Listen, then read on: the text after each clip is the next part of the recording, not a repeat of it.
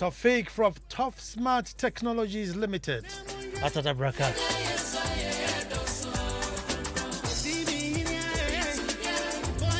The legendary K Fresh, ever faithful, ever sure, is tuned in.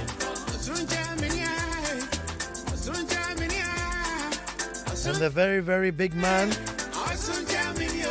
Mr. Phil Nash, producer extraordinaire.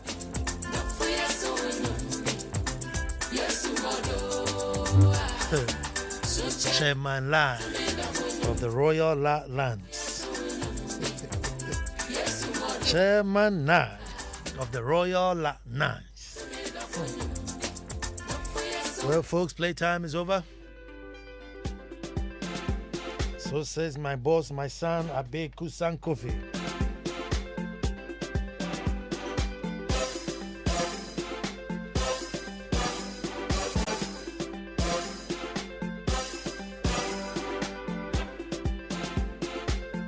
Well, you know it, we start the way we start.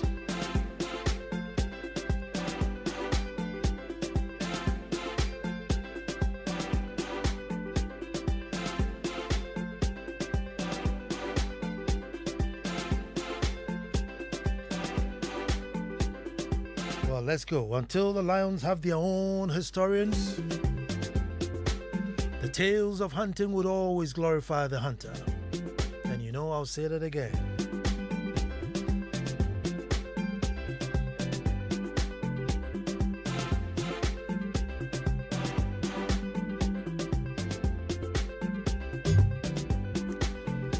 Well, folks, I said until the lions have their own historians, the tales of hunting would always glorify the hunter.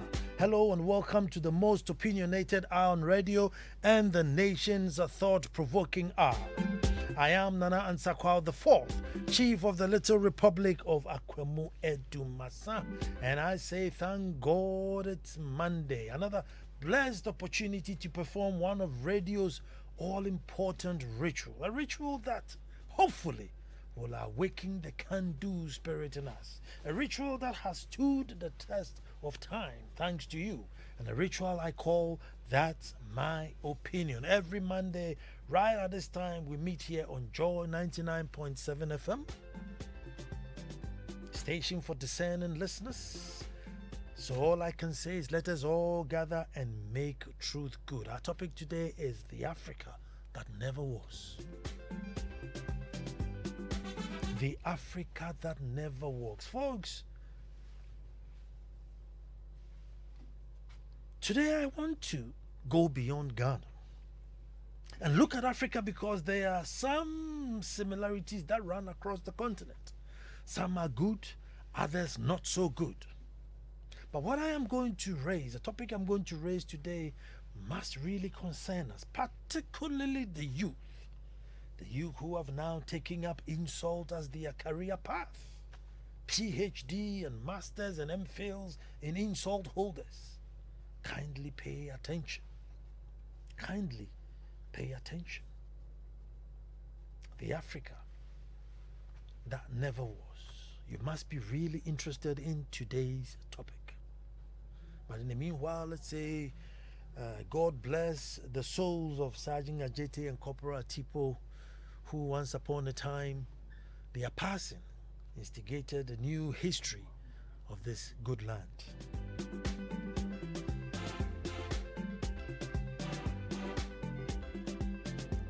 Folks, once upon a time, believe it or not, we were creative. Don't believe the stories you've been told. We knew how to use and adapt to our environment. And above all, we had a very strong sense and spirit of never again. We had it, it was there.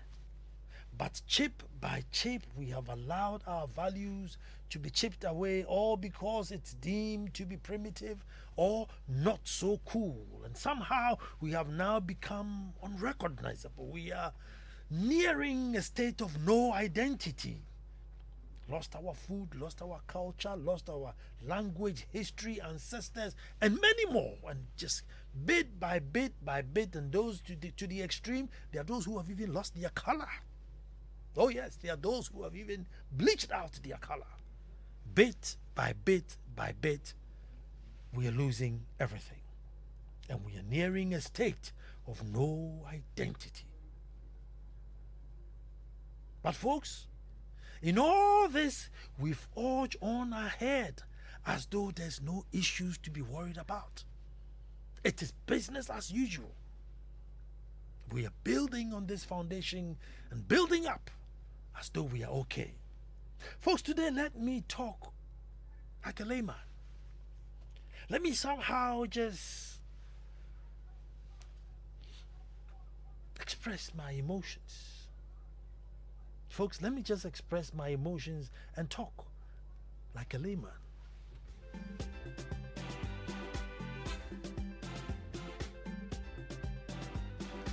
Let me get a load off my chest. Let me get passionate and emotional. So folks, you see, once upon a time, so was COVID-19 pandemic, and it hit the world. And somehow the world expected Africans to drop dead like chickens, wipe us out. After all, we didn't have a good healthcare system or infrastructure. We were too superstitious, highly ignorant, and overly relying on God to come down himself to spoon feed us, even to sweep our surroundings for us. We were expecting God the Father himself to one day come and do it for us. And all this, folks, spelled doomed for us in Africa. Africa will be a massive grave site. Oh yes, we were just going to be turned into one massive grave site. COVID was going to wipe out the best of us. Because even those with up-to-date healthcare systems and infrastructure were not surviving. But somehow, folks, somehow we pulled through. Oh yes, we did. We did not die as expected, even though one death is one death too many. Folks, till date, from approximately about 1,500 deaths, you compare to Brazil, 649,000. You come down to Angola, 1,899 thereabouts. You go to Argentina, 126,000. You go to Italy, 155,000. You go to the good old United States, and they're nearing 1 million. But somehow, through divine blessings, we made it. But folks, 54 countries on this blessed continent. We just sat, crossed our feet, twiddled our thumbs, and waited for the death to slow down in the Western world. And we went begging again. Literally. Folks, I don't know and I don't have any exact figure. But the tax money spent on luxuries, luxury cars within African countries and amongst the leaders, which by the way, they all import these same things from the Western nations, could have by all means set up a good vaccine research and production center. Oh yes, I really believe that the expensive cars, the luxury travels, the per diems, the allowances, the free this and free that in 54 countries, I am sure.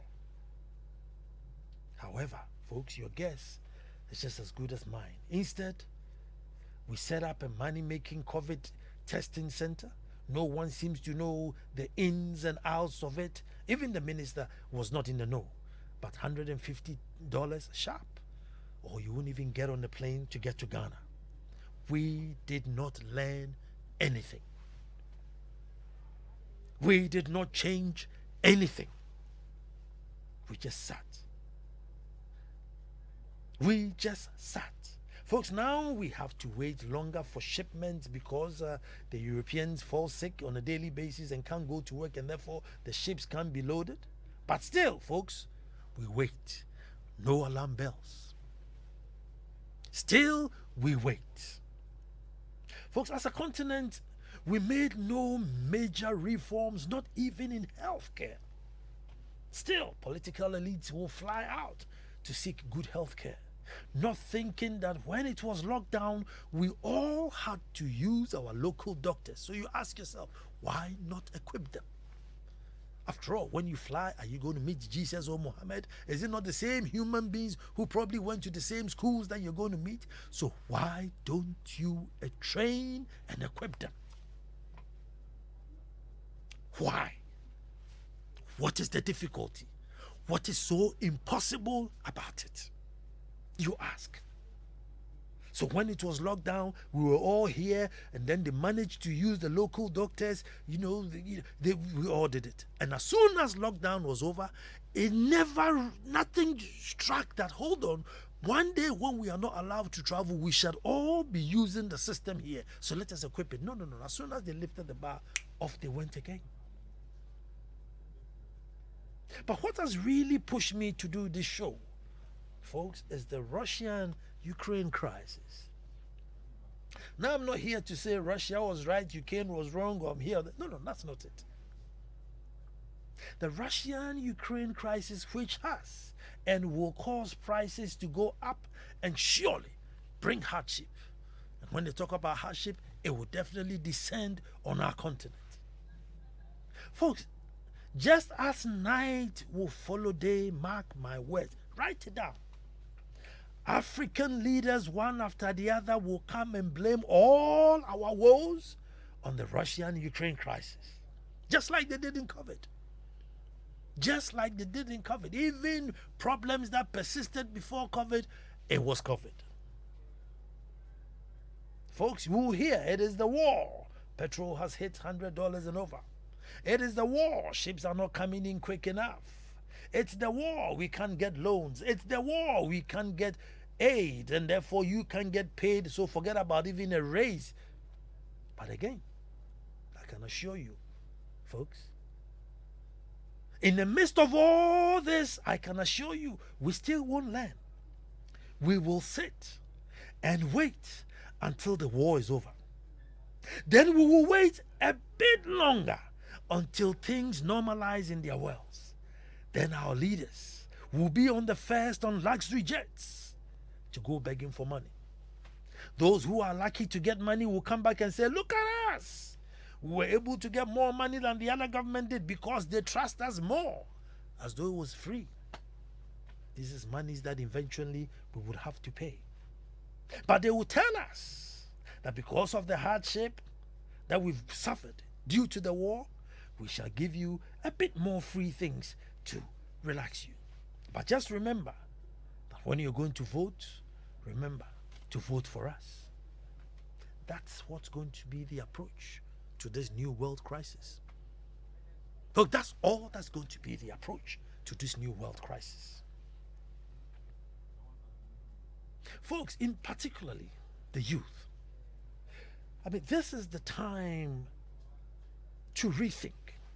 Folks, this is the time for AU to sit up and say, all over the African continent, we have oil. So come high, come low, we have to have an African refinery, a major one that will supply us our fuel at our prices. Because as soon as energy prices drop, the cost of living will follow. And once that happens, people are able to live. Not just survive, but people are able to live. Folks, you sit down and you think that apart from snow, which we don't need, what at all is it that we lack on this continent that is turning us into beggars? Yes, come December and stuff, there's snow and plenty snow and plenty snow. And I'm thinking, what do we even need the snow for? So what is it that we lack on this blessed heaven look-alike continent that has just turned us into beggars? Probably the cares of abundance. But aren't we smart enough to slow down the pace and say, even if we have abundance, we'll take opportunity? Has the world not moved there? For us to say, even if there is abundance, let us take opportunity rather than it being a curse on us. Folks, Africa by now should be gearing up, stockpiling on maize and millets. We should be, freezing all poultry, cattle, pork, name it, iron, bauxite, aluminium. We should be stockpiling them, maybe even fuel. We should be ready to feed the Western world while they are fighting and disrupting their economies. We should be in that position now to bump up our economy while we are giving them iron to make more guns to shoot themselves, make more armor tank to fight, whatever it is they need. We should also be in the position to give it to them, to boost our economies. We shouldn't sit and wait for the war to finish, for them to normalize the economies, and then we go and rent their own private jets to go back to them to borrow more money. We have to change our story. Folks, we have to change the story. Is this really beyond us? Is this really beyond us? Just this year, it is beyond us. What is it that is holding us back so much? Ghana, Ivory Coast teamed up to produce cocoa. Brilliant story.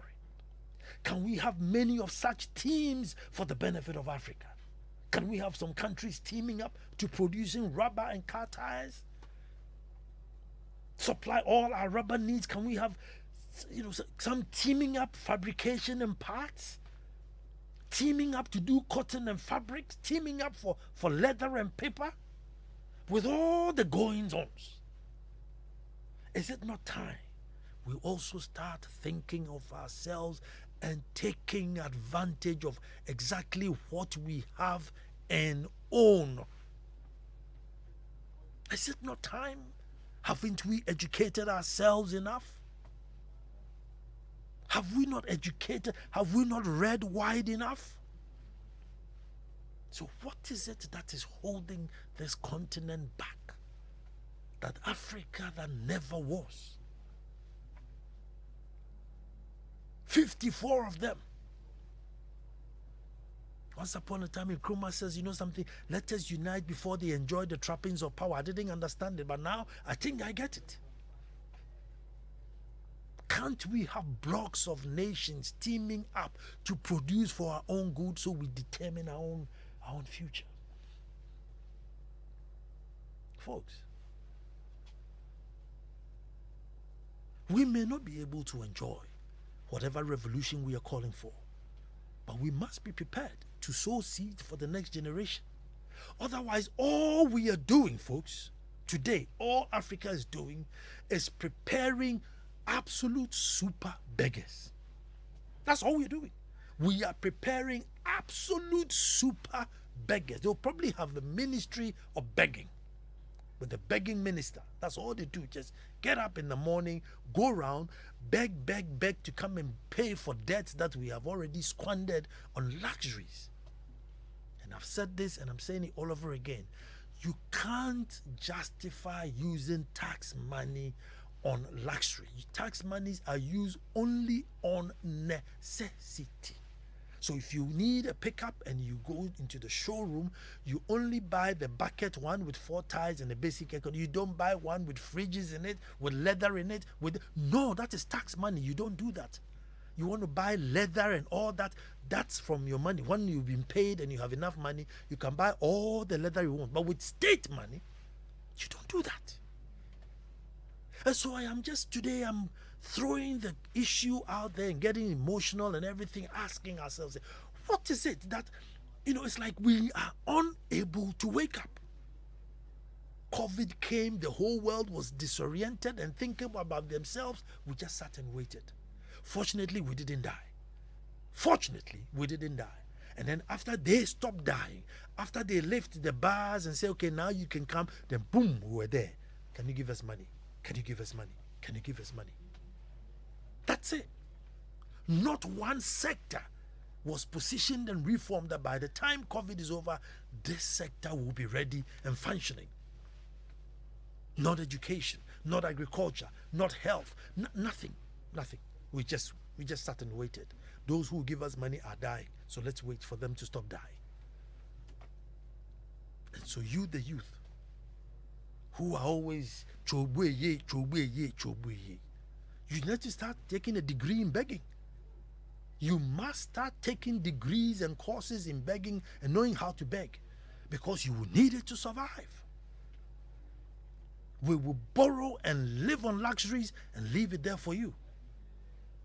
And you, by all means, would have to go and borrow to come and pay back what we have already chopped, since we have decided not to team up to develop for our own goods. Maybe you may know why, but I am just shocked. Energy.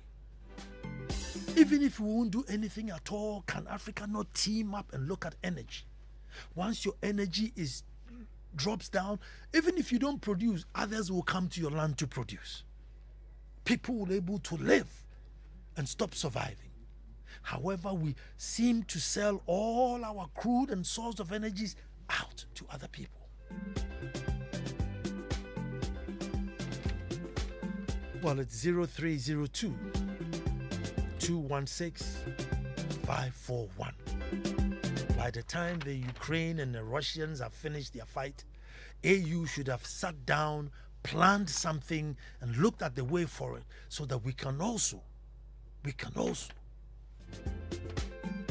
come to the table of men with our chest held up high and chin high. But in the meantime, in between time, it says just because something doesn't taste sweet doesn't mean it has no sugar. There are hidden sugars in food. These sugars cause cavity and tooth decay and are even more active at night when we do not brush before bedtime. Your trusted and powerful Pepsodent Cavity Fighter toothpaste is fortified with fluoride complex and active microcalcium to give you double action and protection from cavities caused by food and drinks during the daytime, and works twice as hard repairing tiny invisible holes even hours after brushing at night. Pepsodent Cavity Fighter is available in all leading shops across the country and is sold for 6 Ghana cedis. Remember, for double action and protection against cavities, brush twice daily, in the morning and at night before bedtime. Pepsodent, every smile matters. Who's the first caller? No, your first caller is Shem. Shem, let me hear you.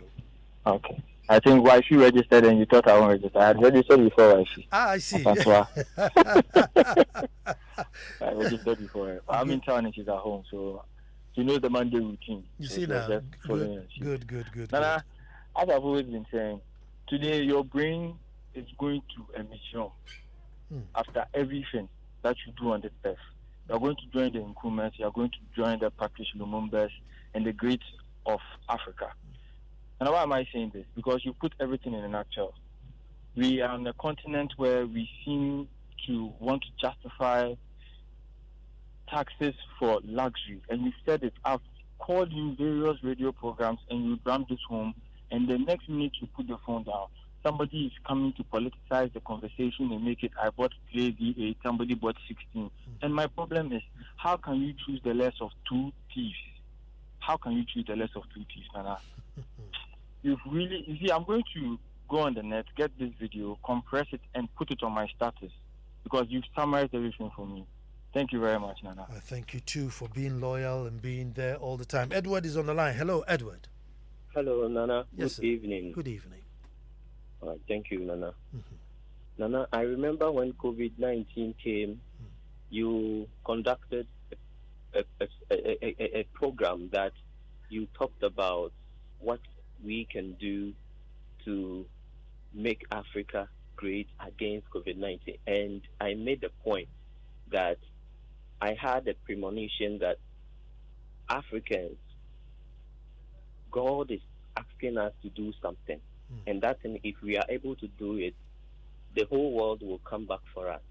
And it was to indulge in agriculture. If we really did it, this is the time for us to yield our sweat.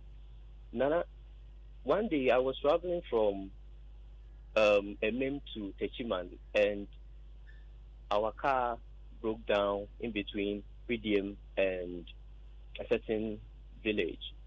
So we are supposed to get down and then, continue our journey without a car and come back for it the following day. But we were traveling with a certain woman who we did not know was a reverend. So, the car got broken. She told us to come with her to go and sleep over and continue the journey the following day. We got to her house, and it was a mission house. She allowed them to take proper care of us. The question that I would like to ask is that, Nana, how many people are in this country that are having this kind of kindness, in fact, that can help us build the nation together? You elect leaders. When they go to stand in your name and they get access to the nation treasure, they use them for their parochial interests and keep the people that voted for them still in abject poverty. I think Africa, we have a lot, and we must change our life and provide what will help each and everyone for us to stay strong together. And the good people will say amen to that. Isaac is on the line. It's 0302 216 541. Hello, Isaac. Good morning, Nana. Good morning, too. Good evening. So far as it's good, I'll take it. Exactly. Nana, in fact, with all that you have outlined, I always ask myself, why is Africa like this? When God has blessed us with everything that the other continents don't have. And yet we sit down and we go and beg.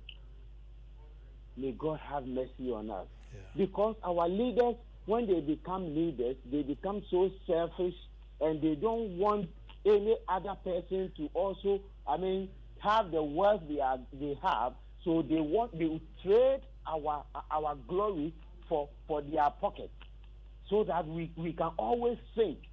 I always ask myself, why is it that there is no government that has come to reduce our debt? Meanwhile, they continue taking our cocoa, our diamonds, our gold, our manganese, our timber, everything else. They take the money and tax it, and still they go and borrow more. Why? And still Ghana is going down. May God have mercy on us. God have mercy on us too. 0302 216 541. Mauli is on the line. Hello, Mauli. Hello, good evening. Good evening. I would like to congratulate you and your entire team for putting up this great show. Thank you. We just have one problem, and that is our leaders and the way they understand education and how it's having adverse effect on Africa and the world at large. This is the time for us to make our own ways and make things great for our next generation, not now, because what we do is just the old rhetoric. Borrow money to go and save an old loan. And how long can we live on this? So we should forget about the book long stuff. The professor meaning pen, meaning this, meaning that. All those things should be left so we can just invest in technical education. That is the key. Thank you very much. 0302 216 541. Really a bit baffled today. Why the continent, not even in 1, 2, or 3 areas, decide that as for these areas, Nalai, we're not getting it from anywhere. Indeed, we will actually supply the world with it. Vast land, fertile land, enough rain, good manpower, but still we are stuck. Nicholas is here. Hello, Nicholas. Hello. Good evening, Anna. Good evening. Yes, I think what I will say is we need leaders who are not selfish. We need leaders who are not greedy. That is what we need in Africa, especially Ghana. Politicians of today always want to be richer and richer, and they don't think about us. If we should get a communist leader like those in China, Malaysia, and the rest, who is bold enough to say that for the next 20 years, this is what I'm going to do. It will be well with us. But those who are leading us for some time now, for the past maybe 40, 50 years, only think of themselves. They don't think of the country. So we need to get those who think about the country, not about their family and their pockets. That is what we need. And that is what is going to change the country. Because if the Malaysians, the Chinese have been able to do it, what stops Ghana from doing it? We need people who can stand up to the time, not those who will be ready to enrich their pockets alone. All of them are the same. All of them. There is none that is different. All politicians in Ghana are one. They only come on air and make, excuse me to say, fools out of us. When they go back, they do what they like to do. They sit and laugh at us. Then we will be here and be making noise. We need leaders who are like the Malaysians to change Ghana. Thank you. Thank you very much. This is from Kwame Janto. Is this Nana? We are not even taking advantage of the snow, which we can make money out of. Isn't salt used to melt snow on their roads? And there are only two countries in the West African sub-region that has natural salt deposits, Ghana and Senegal. Where is our salt industry? We are quarreling over an ancient land tenure system, while we can earn a lot of dollars from exporting our salt. And if you go to McCarthy Hill, I hear some people are building a cement factory really next door to the salt pond. That's like it's like a comedy movie. So there's a salt pond, a salt Pambro salt mine right next door to the salt mine. Somebody's building a cement factory. You just want to get up and just clap for Ghana. It's a clap for Ghana. Even the guy who was going to build the cement factory, once they located the land, and you realize that the next door was a salt mine, you would say that this is not suitable for what I'm going to do for. But I was serious. How on earth would you plant a cement factory next door to a salt mine, open salt mine? But Eben is on the line. Let's hear what Eben has to say. Hello. Hello. Yes, sir. Good evening. Is Vincent, please? Yes, you're on air. Let me hear you, Eben. Yeah. No, the name is Vincent. Oh, Vincent. Sorry. Yes, please. Yeah. Sorry, Vincent. Yeah. Calling from Botiano Hill. Okay, my brother. Let me hear you. Yes, please. I want to know if it is true that the poor that we have, we Ghanaians are not rather benefiting directly from the poor. That is one. Two, and also, is it true that the poor that we are using now, we get it from outside the country? Well, it's both correct. And also, where is Kofi Wayo, if you may tell us or tell me? That's what that one I don't know. Thank you. That's what that one I don't know. Thank you very much. But yes, I remember in the days when we discovered the oil. One of the things I was saying then on radio was that Charlie, now put the brakes on. Put the brakes on and make sure that by the time this thing comes out, you are getting the maximum benefit. But no, at the time people have to vote. The oil has to come out, whether you own it or I own it, and it has to come out. Others saw their oil, realize that they have that much oil, then they will conceal it, go and build their industry, come back and mine it. These things are not rocket science. Obia yebida. So you just copy the best practices. But Nana is on the line. Hello, Nana. Nana. Yes, sir. Good evening. Good evening. See, I've always said our problem in this country is common sense, wisdom, and bad leadership. That is our problem. Less of these three things, and it will be good. And the truth of the matter too is that this is not going to change right now, because the future leaders that are coming, this is the kind of training they are getting. It's true. This is the kind of training they are getting. So those who are there right now that we are complaining, when they go, they will be replaced with even worse of them there. So I don't know. Right now, I'm tired of complaining. So when I wake up, I'll just pray to God to bless what I do. So I'll get my money, take care of myself and my family. As to what they want to do over there, they should continue doing it. because there are certain things I've come to realize that you don't need all the. It's good, you see, all the degrees, masters, etc. All of them are good, but you see, most of the things that happen in this country is just common sense and wisdom that you needed to make it happen, which is something it looks like when we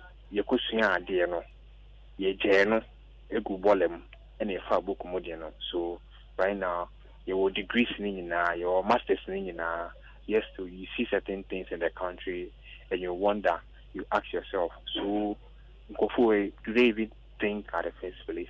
They are all part of the problem, Nana. The kind of society we live in. So they pass through the society. Who makes the society? It's not me and you. Our mothers, our fathers, the churches, the mosque.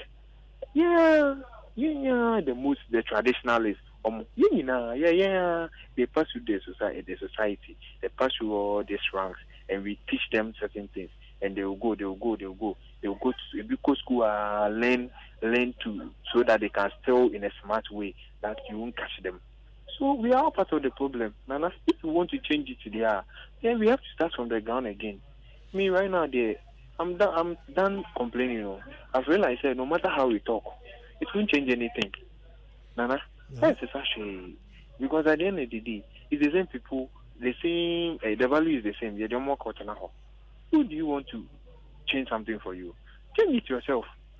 Do what will make your life comfortable and easy. If you want to depend on somebody there, and the wow just My name's sake. Thank you very much. That was Nana. But Tofik is on the line. Hello, Tofik. Hello, Nana. Yes, sir. Good evening. Good evening. Lower your radio for me and let's roll. I have done that. Good. Thank you for the good job you are doing for Mother Ghana. And please, this show, I think we have to look at the name.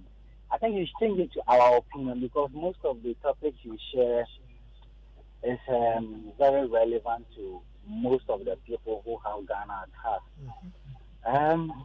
I think this evening's topic, well, sometimes I get emotional when these kind of topics comes up because it's clear that those who lead that they don't have anything good for us.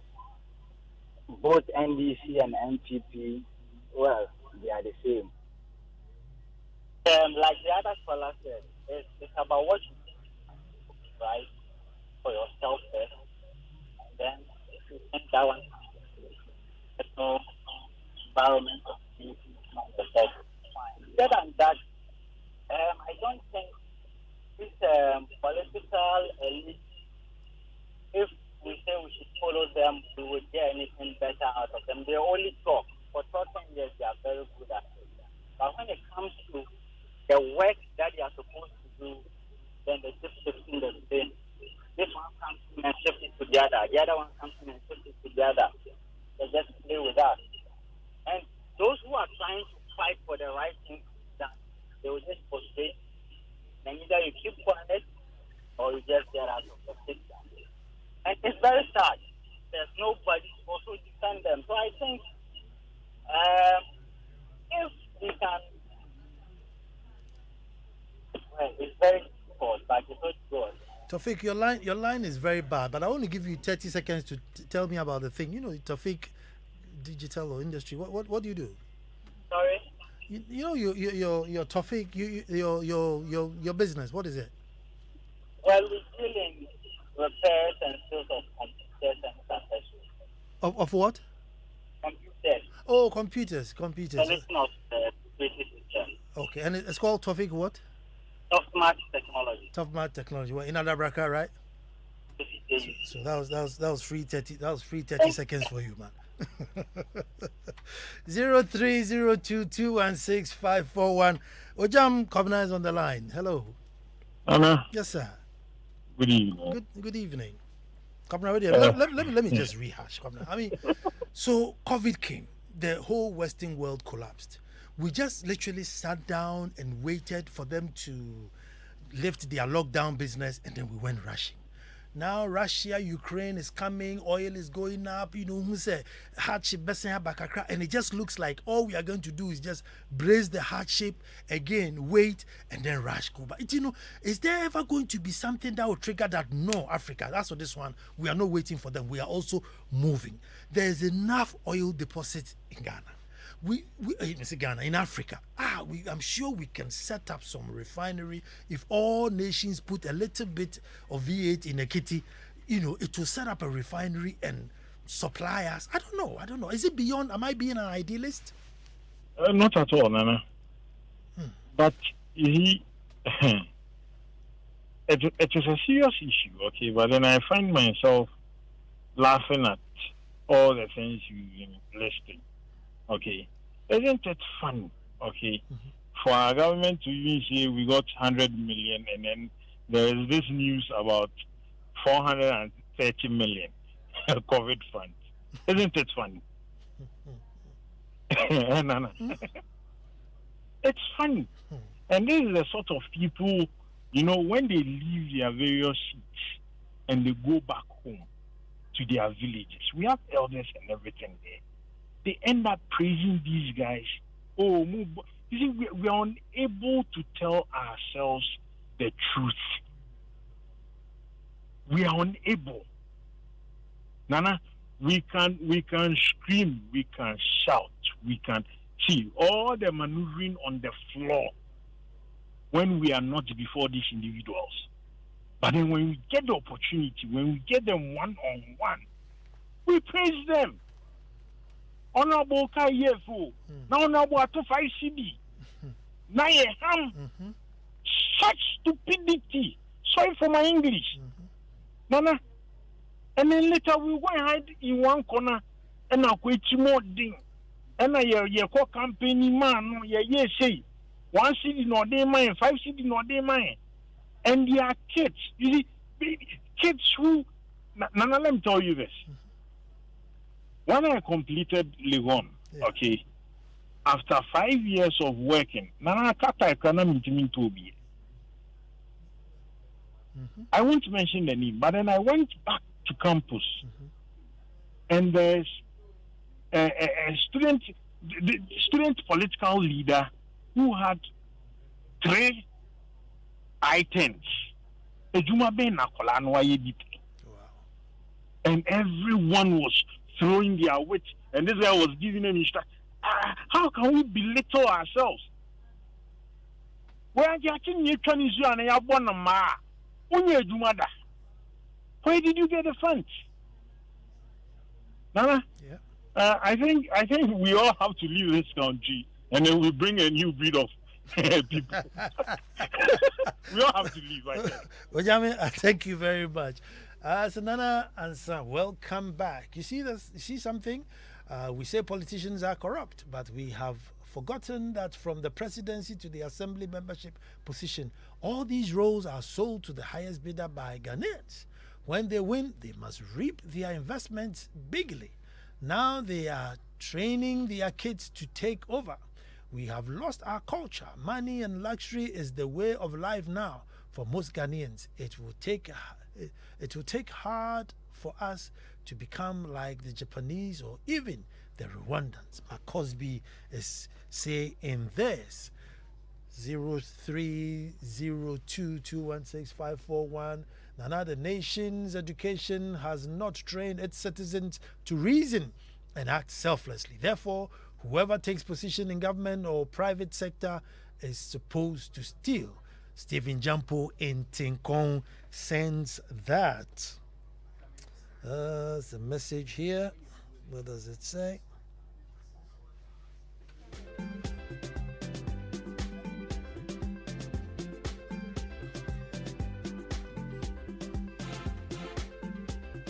Now, this is George from Spintex again. Another problem is that our leaders can't reason, not talk of putting structures in place to help develop the country or empower the youth and private indigenous Ghanaians to enable them contribute in building this country and continent at large. Thank you. God bless you. You with knowledge and wisdom. God bless you too.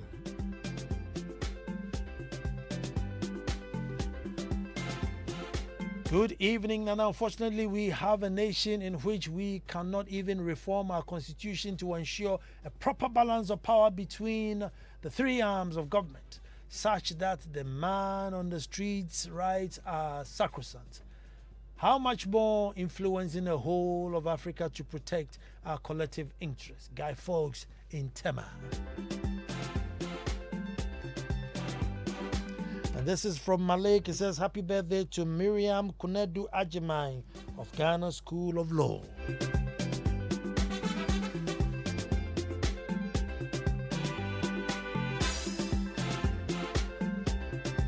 Mate from Mamprobi, I love you right back.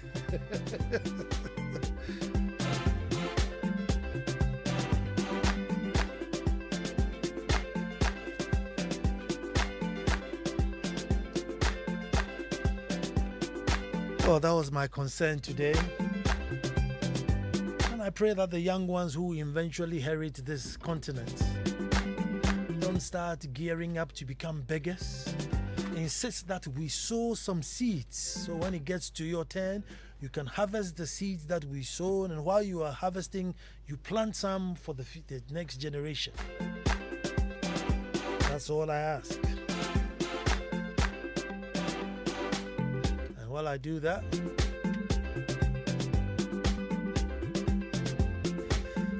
Mamiesi is here with the news bulletin. Kofi is also lined up his selection, and then that's what this one. We need God the Father Himself. Don't forget about the Holy Spirit, God the Son, God the Father. No, we need to go straight to the Father. Osmo biya emfa. Folks, until the lions have their own historians, the tales of hunting would always glorify the hunter. Welcome, boom, Uncle KSM.